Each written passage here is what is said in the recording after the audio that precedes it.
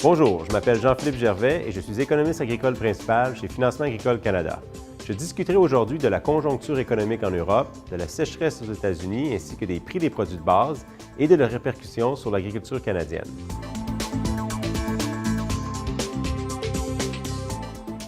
Cette année, les agriculteurs des États-Unis ont semé une quantité presque record de maïs. Malheureusement, ces semences records importent peu à l'heure actuelle car la pire sécheresse connue depuis les 50 dernières années sévit dans la ceinture de maïs, la plus importante région productrice de maïs et de soya. Plus de 60 de la région continentale des États-Unis est touchée par une forme ou une autre de sécheresse. Et cette situation a fait en sorte que le prix des récoltes a monté en flèche. Les stocks de maïs et de soya abondaient pendant une longue période avant 2007, ce qui se traduisait par des prix peu élevés et stables. L'explosion de la demande au cours des dernières années a cependant créé un resserrement des stocks. La production de cette année visait à reconstituer les stocks et à baisser les prix, mais c'est le contraire qui se produit à cause de la sécheresse qui sévit. Au lieu d'une récolte exceptionnelle permettant de réapprovisionner les stocks, la sécheresse a diminué le potentiel de rendement de la récolte et ainsi resserré davantage les stocks, ce qui engendre une augmentation des prix. De plus, les prix sont plus volatiles et davantage vulnérables aux fluctuations de la production lorsque les stocks de cultures agricoles sont peu élevés. Cette situation explique l'instabilité actuelle sur les marchés. Les récoltes des producteurs de l'Ontario connaissent également une baisse de rendement en raison du temps sec. La perte éventuelle de revenus pourrait être, par contre, compensée en partie par des prix plus élevés pour le maïs et le soya. Ce sont les producteurs de cultures et d'oléagineux de l'Ouest canadien qui pourraient profiter le plus de la sécheresse qui sévit actuellement aux États-Unis, car ils ont des conditions de croissance favorables et tirent parti de prix élevés pour le blé et le canola. Selon toute vraisemblance, les éleveurs de bétail devront continuer de payer un prix élevé pour alimenter les animaux pendant une autre année. Le cheptel bovin des États-Unis continue de diminuer à cause des conditions de sécheresse. Cette situation entraînera une baisse des prix des bovins à court terme. Toutefois, cela devrait entraîner une hausse des prix à plus long terme. Bien que la sécheresse qui sévit chez nos voisins du Sud augmente les prix à court terme, le ralentissement de l'économie mondiale pourrait nuire à la situation.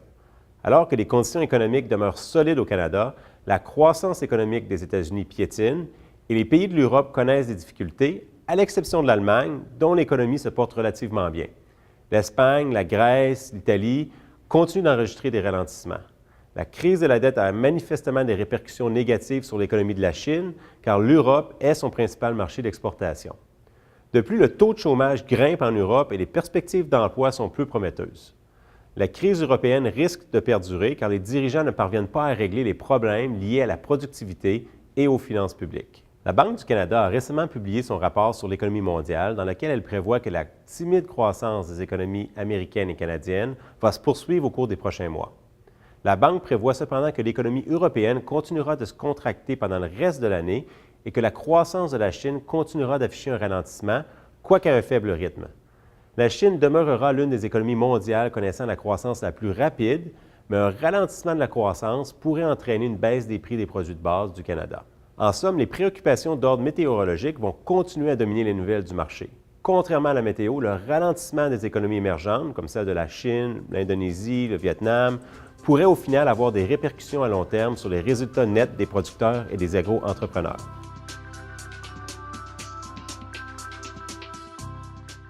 La conjoncture économique mondiale a empiré depuis notre dernier bulletin Regard économique FAC. Les pressions inflationnistes au Canada demeurent donc faibles.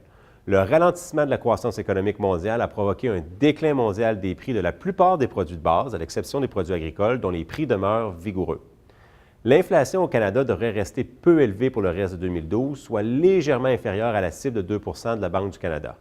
En raison de l'inflation peu élevée et du déclin de la croissance mondiale, on s'attend maintenant à ce que les taux d'intérêt n'augmentent pas avant 2013.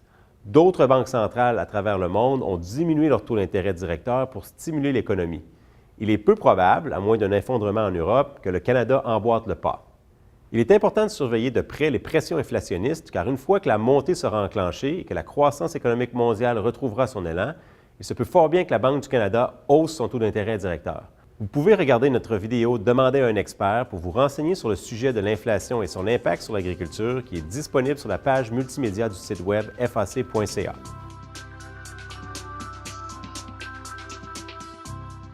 La valeur du dollar canadien a baissé depuis le début de 2012, chutant à 96 cents américains au début de juin pour ensuite rebondir récemment afin d'atteindre la parité avec le dollar américain.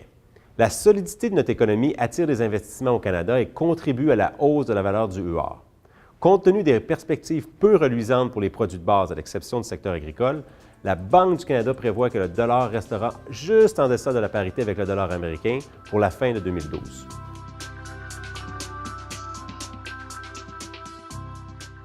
Les conditions météorologiques aux États-Unis sont à l'origine des prix relativement élevés que l'on connaît actuellement, ce qui ouvre la voie à une excellente année pour les producteurs canadiens dans l'Ouest.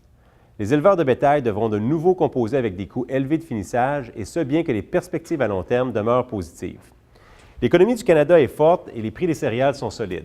Il ne faut pas oublier que les secteurs des grandes cultures et de l'élevage dépendent des exportations et de la croissance dans les autres pays. La situation en Europe ne s'améliorant pas, l'économie mondiale et les prix dans le secteur agricole demeurent exposés à des risques. Parmi les risques, on compte le ralentissement de la croissance en Chine, qui pourrait exercer des pressions à la baisse sur le prix des produits de base une fois la période de sécheresse terminée.